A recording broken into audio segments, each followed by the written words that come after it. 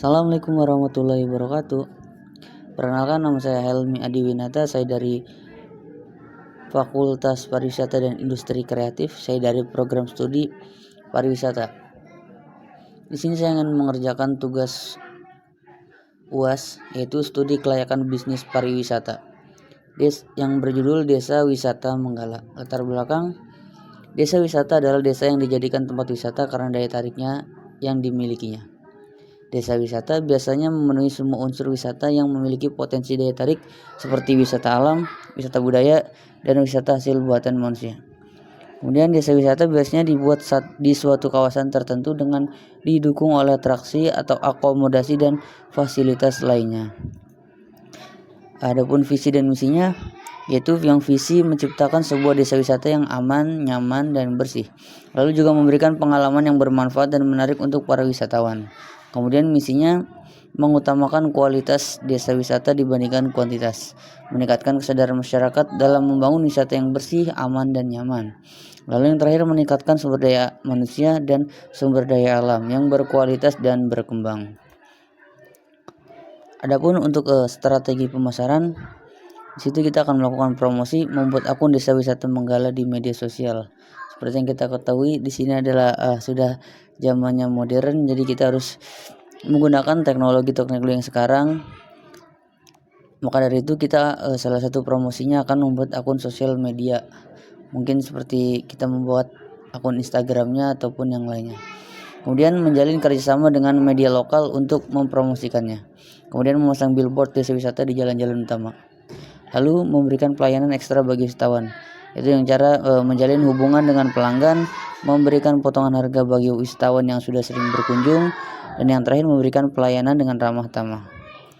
Lalu untuk target pasar, desa wisata Menggala ini dibuat untuk melestarikan alam dan juga untuk memberikan edukasi kepada para pengunjung yang datang. Jadi siapapun bisa datang untuk berkunjung ke desa wisata Menggala. Jadi untuk target pasar kita itu untuk semua kalangan, tidak dibatasi usia. Lalu aspek keuangan, kebutuhan dana, yaitu alokasi dana untuk aktiva tetap. Yang kedua, alokasi dana untuk modal kerja. Adapun sumber dana yaitu modal asing, yaitu dari pihak swasta, kemudian dari modal sendiri. Adapun aspek risiko, yaitu yang pertama dari risiko perusahaan, risiko keuangan, risiko pasar, dan risiko operasional. Tentu sebaik-baiknya perusahaan tidak mungkin lepas dari kata risiko. Oleh karena itu kita harus bisa benar-benar siap dengan risiko yang akan kita terima, dan kita juga harus menyiapkan solusi apabila risiko yang tidak kita inginkan itu terjadi.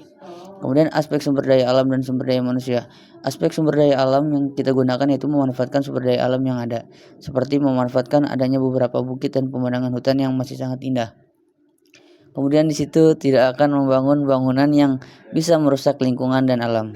Adapun aspek sumber daya manusianya, kita berbasis kelompok, jadi masing-masing petugas sudah memiliki tugasnya masing-masing.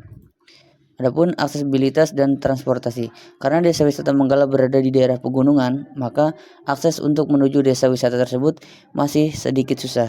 Tetapi kita di sini sudah menyiapkan solusinya, yaitu kita bekerja sama dengan perusahaan transportasi, atau kita menyiapkan kendaraan agar lebih mudah untuk menuju tempat desa wisata Menggala tersebut. Adapun dari aspek ekonomi, persaingan ekonomi yang sedang terjadi di bidang desa wisata ini semakin banyak pilihannya. Dan usaha yang kami pilih ini desa wisata yang mana dapat memberikan beberapa dampak positif. Antara lain yaitu meningkatkan defisit daerah, kemudian meningkatkan pendapatan masyarakatnya, kemudian juga membuka peluang kerja dan peluang usaha bagi masyarakat setempat.